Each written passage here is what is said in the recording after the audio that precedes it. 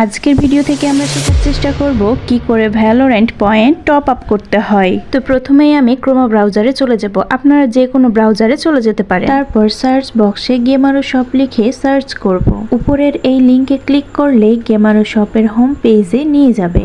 এখানে আপনারা বিভিন্ন গেমের এবং বিভিন্ন অ্যাপের রিচার্জ পেয়ে যাবেন। এখান থেকে আপনাদের যার যেটা প্রয়োজন আপনারা সেটাই রিচার্জ করতে পারেন। তো আজকের ভিডিওতে আমি আপনাদের ভ্যালোরেন্ট পয়েন্ট টপ আপ করে দেখাবো।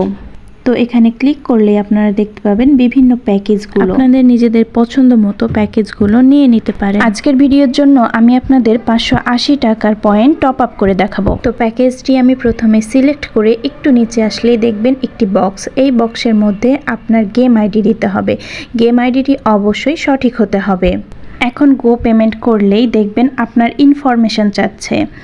এখানে আপনার প্রথমে ফুল নেম, তারপর আপনার সচল ইমেল নাম্বার এবং আপনার ফোন নাম্বারটি দিয়ে আবারও স্ক্রল করে একটু নিচে আসবেন।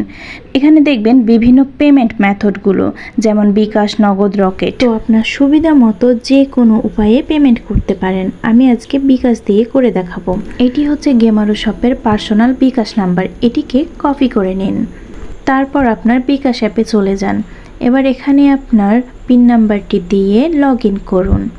এখন আপনি সেন্ড মানি অপশানে ক্লিক করুন। তারপর এই বক্সে গেমারো শপের বিকাশ নাম্বারটি পেস্ট করুন এবং পরবর্তী ধাপে যান। তারপর এখানে আপনার সেই অ্যামাউন্টটি দিয়ে এগিয়ে যান। এখন গেমারো শপ ওয়েবসাইটে গিয়ে ট্রানজ্যাকশন আইডিটি দিয়ে সাবমিট করুন।